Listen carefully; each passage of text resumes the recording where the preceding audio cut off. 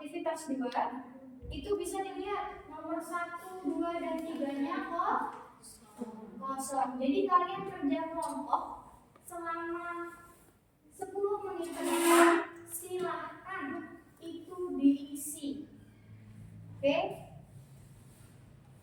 Yang paling cepat dan jawabannya oke, nanti kakak kasih startnya. Oke, bisa?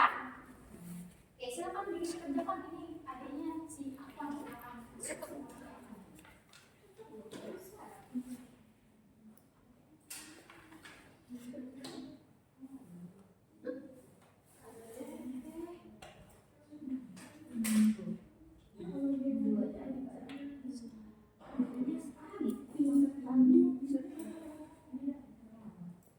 Kalau cek di aplikasi, kayaknya di aplikasi ada.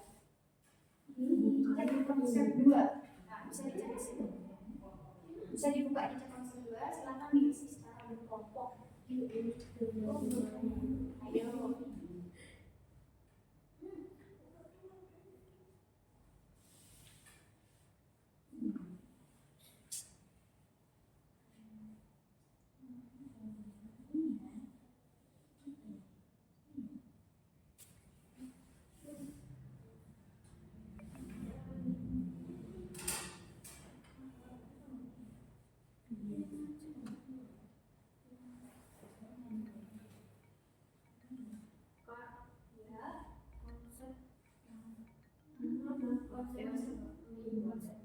Konsep 2.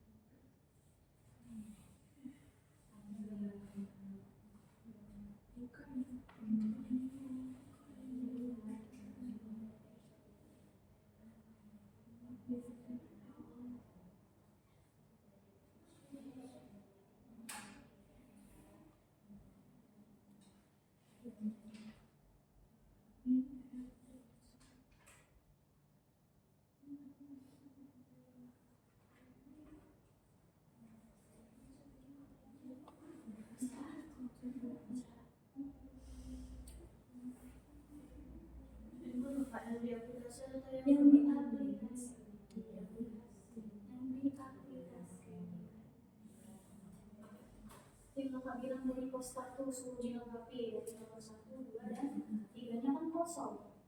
Apa suruh lengkap? Yang kosong itu diisi apa? Coba dilihat, kita ambil bahas aja ya. Oke, kalau gitu bahas aja ya. Coba dilihat pamfletnya yang terakhir, yang cek konsep 2, pamflet cek konsep 2. Yang ini.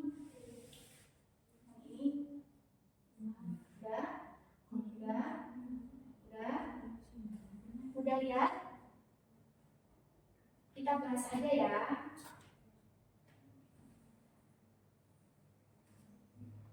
Oke, dari yang nomor 1 kosong itu diisi apa? Ada yang tahu? Nomor telepon. Kalau yang kedua diisi apa? Kira-kira diisi apa? Kayak yang pertama tadi ada fasilitasnya kayak apa? Contohnya kayak wahananya, terus transportasinya, terus penginapannya, terus ada makanan. Benar. Terus yang ketiga diisi apa? Betul. Coba dijawab dulu. Betul. Harga diisi kan? Harga. Mungkin harganya bisa 1 juta per orang atau 2 juta per orang. Seperti itu. Sampai di sini ada yang mau ditanya? Tidak ada. Oke. Nah, adik-adik, selain kita harus tahu informasi yang lengkap dalam pamflet, kita juga harus tahu penulisan dalam formulir. Penulisannya sudah benar atau tidak, sudah baik atau tidak, kita harus tahu. Yang dilihat dari mananya? Dari huruf kapital, tanda dan kata depannya. Oke. Jadi adik-adik, kalau di zaman dahulu pernah dengar kalimat Yogyakarta? Doa di sini. Yogyakarta atau Yogyakarta atau Cakra Aminoto atau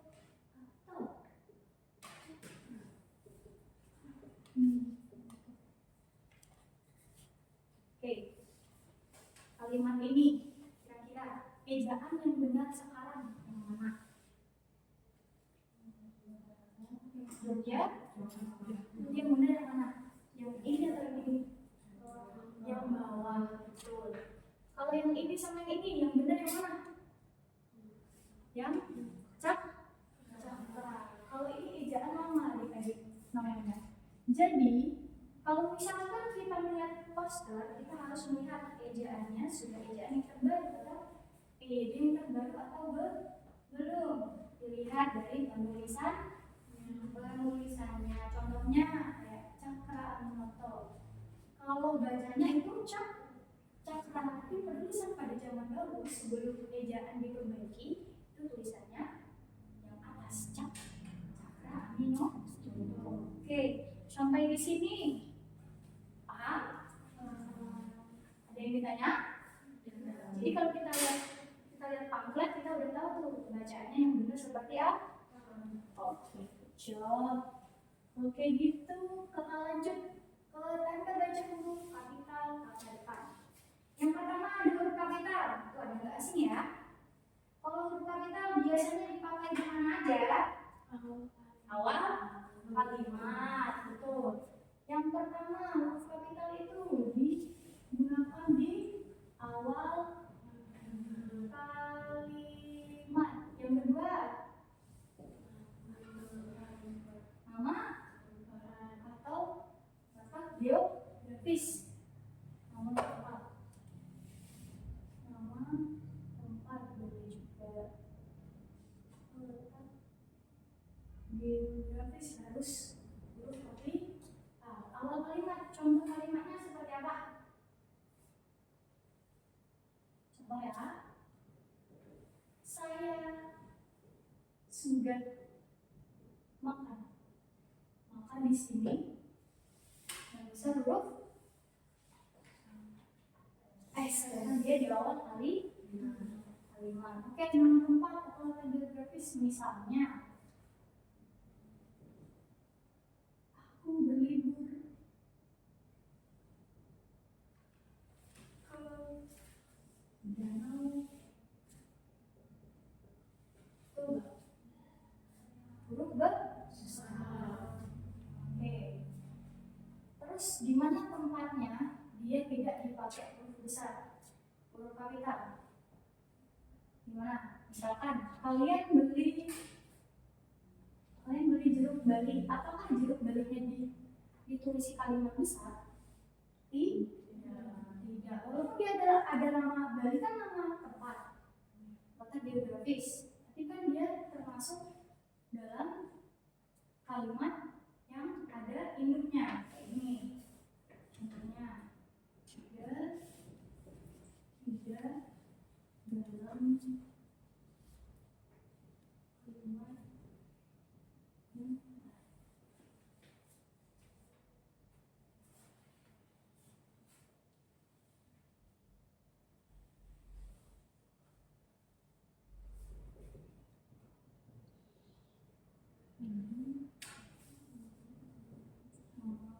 jenis. Kayak tadi contohnya eksemplornya ada jeruk bali, maka tulisannya tetap kecil. Apalagi selain jeruk bali,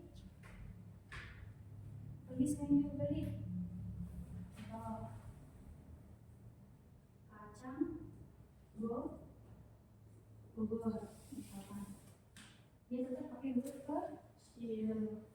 kecil. Oke. Terus di mana aja namanya dipakai huruf kapital lagi? Misalkan nama suku, nama bangsa harus pakai huruf kapital.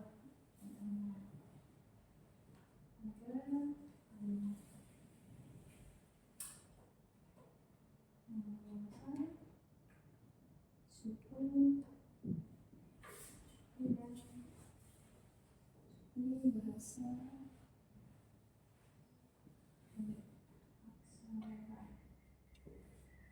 contohnya itu ada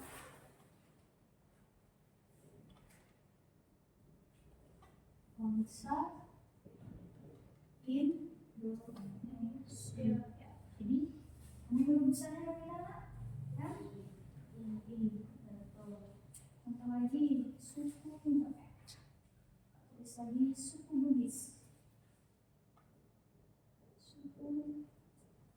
Bugis. Mana yang bisa? Huruf B. Namanya adalah suatu suku. Bisa mulai di sini. Oke, mau dicatat? Foto boleh, difoto juga boleh. Kalau menjelaskan langsung soal yang ke depan.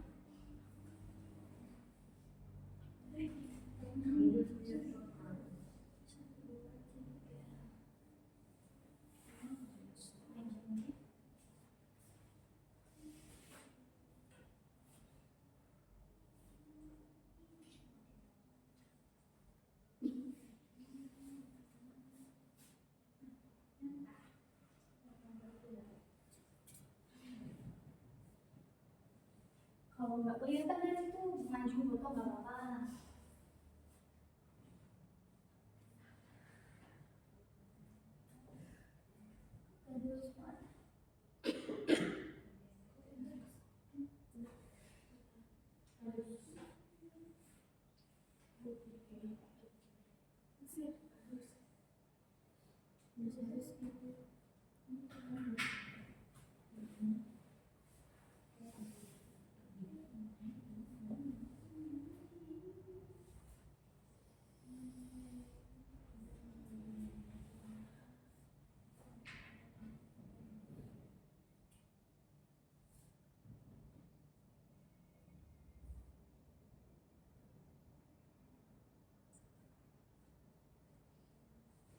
Sudah?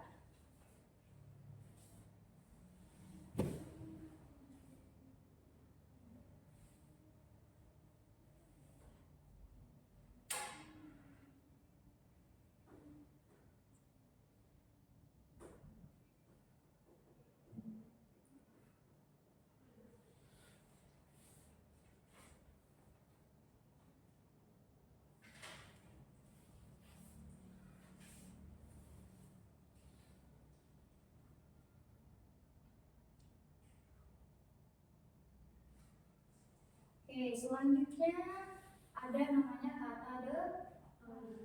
Kata depan contohnya ada ke, di, dan pak. Ada sudah tahu apa itu kata depan? Contohnya kalimatnya ada ke, di, dan pak. Ada. Oke. Kalimat kata depan ini harus ditulis secara terpisah. Apa di sini? Jadi harus terpisah. Contohnya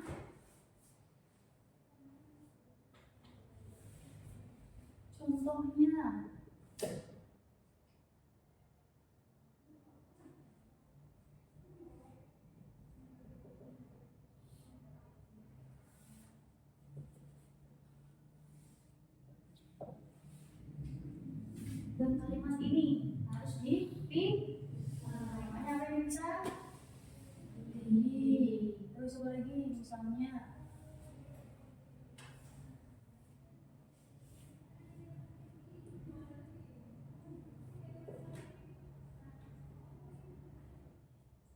mana yang bisa? Kalimat harus dipisah. Terus misalkan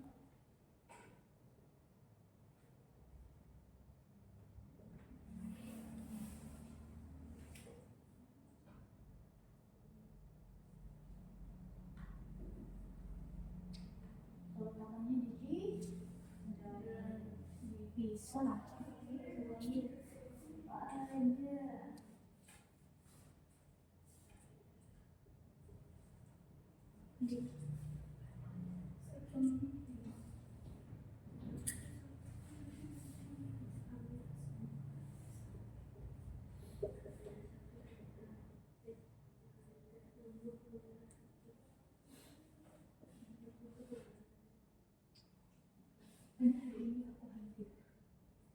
Oke, ini di sini.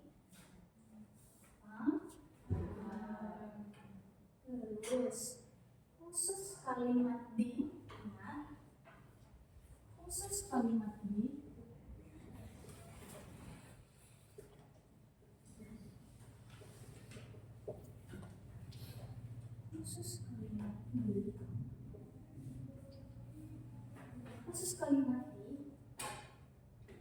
itu dipisah jika dia kalimat setelahnya bermakna tempat. Saya pahami, kalau misalkan kalimat di, berarti kalimat seterusnya harus bermakna tempat. Kalau misalkan maknanya tidak tempat, berarti disambung. Misalkan kalimat yang tidak bermakna tempat apa aja? Bilang. Contohnya ada dilaksanakan. Apa ini termasuk kalimat tempat? Ya, apalagi yang tidak termasuk kalimat yang maknanya tepat. Lagi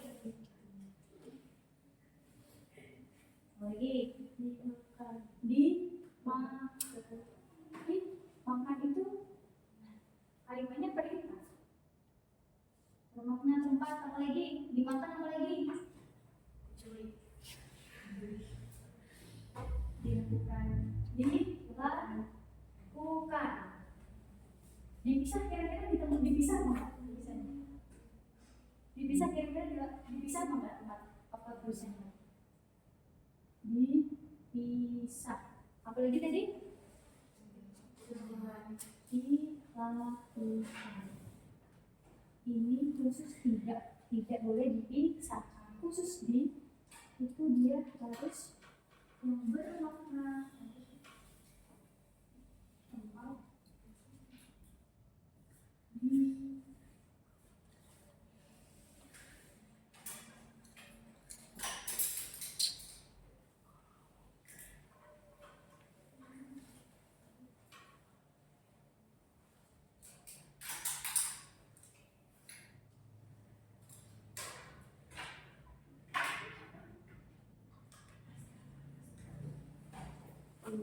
Contohnya kalau yang bermakna tempat apa aja?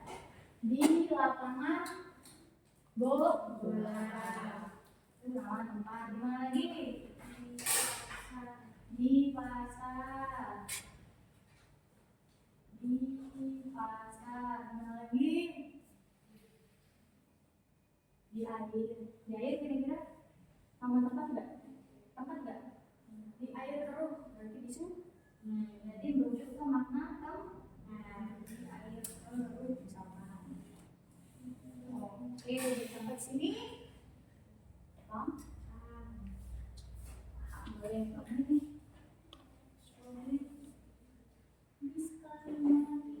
Selanjutnya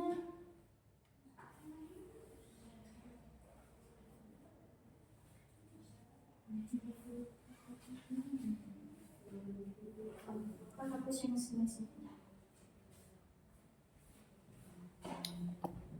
Bentar kak, bentar. Tidak usah dihapus dulu. Bentar. Kita fotoin dulu.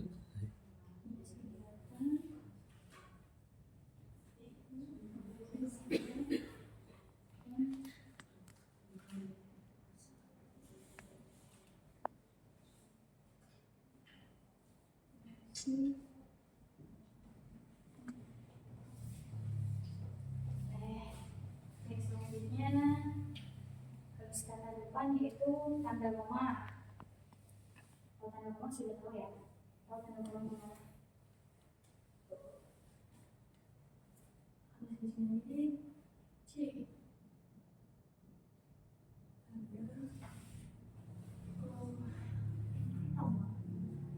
Tanda koma itu digunakan untuk kalimat anak yang mendahului induk kalimat. Contohnya kalimat memisahkan anak kalimat. Tanda koma digunakan untuk memisahkan kalimat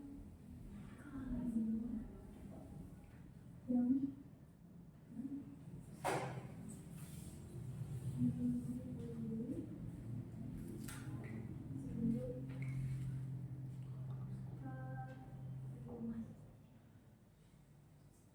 contohnya ini.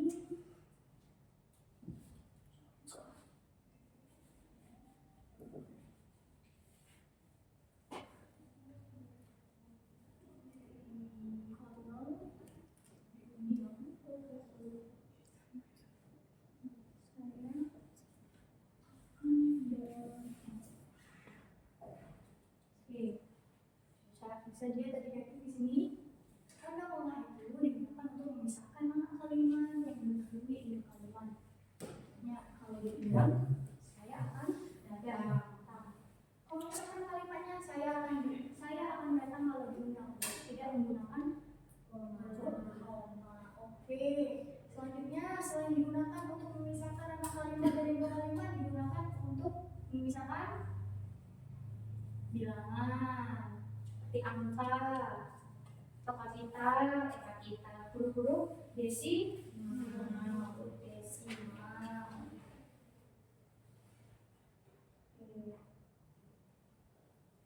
Kedua, digunakan desimal.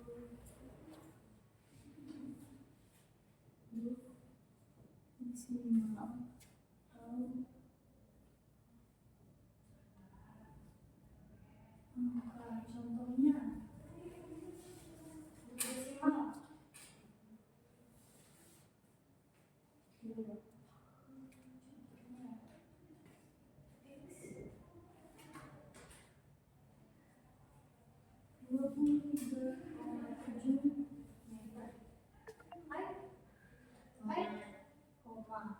Lagi misalkan kakak ada 2,8 kilo. Lagi memisahkan angka atau bilangan. Duit 500 rupiah. Kalau ini berapa?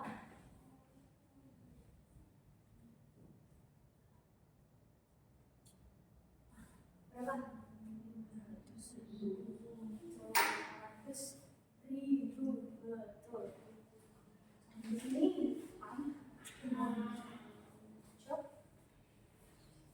akhir yaitu coba kan boleh hapus pak abangku Tak foto ntar. yang ini hapus ya Yes. udah difoto Udah, boleh udah. difoto Udah.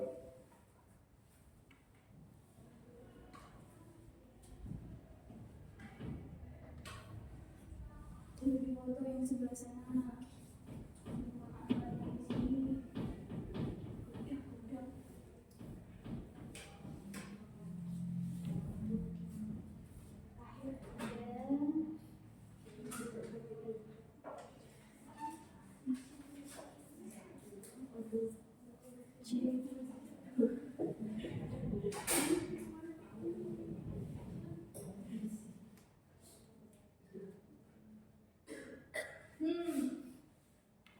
Selanjutnya dari sini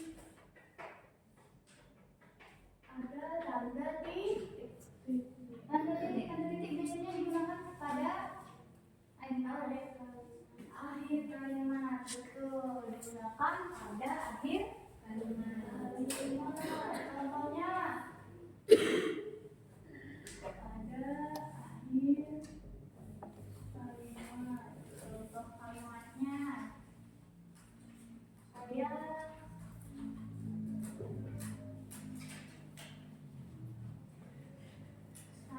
sudah makan. Saya sudah makan. Maka diakhiri dengan titik.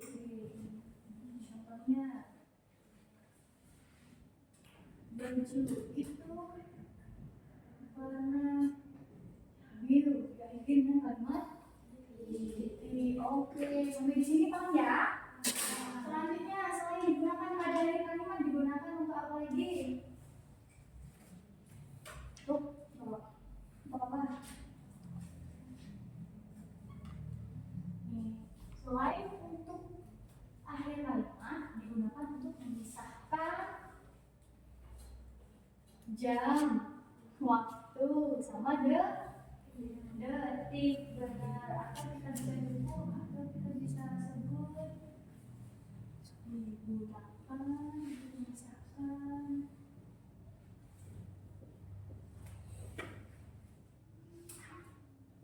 jam, menit, detik.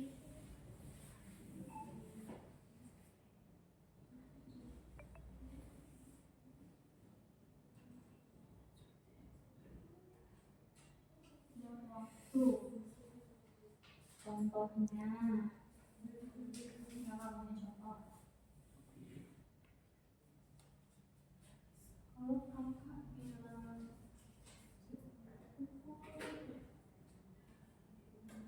pukul 20,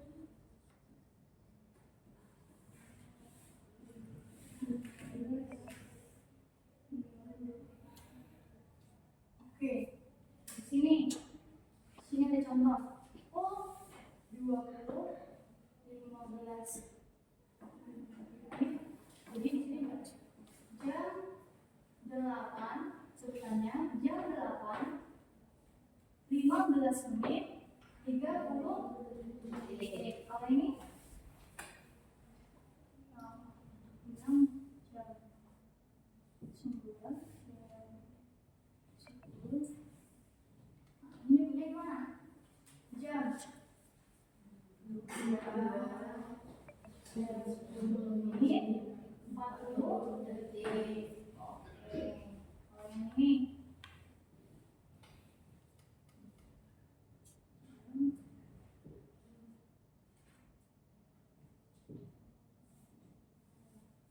ngomongnya gimana? Jam lewat 50 menit. Oke. Kalau ada yang ini sudah lewat berapa detik ngomongnya? Lewat 3 detik.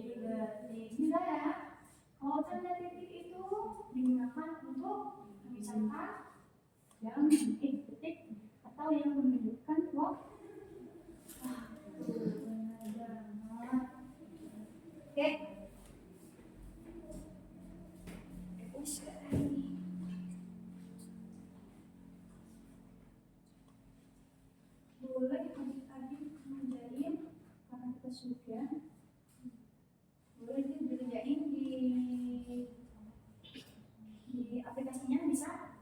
biasanya ada yang bisa? Kalau yang nggak bisa boleh tuh lihat di dulu karena udah kakak lihat soalnya.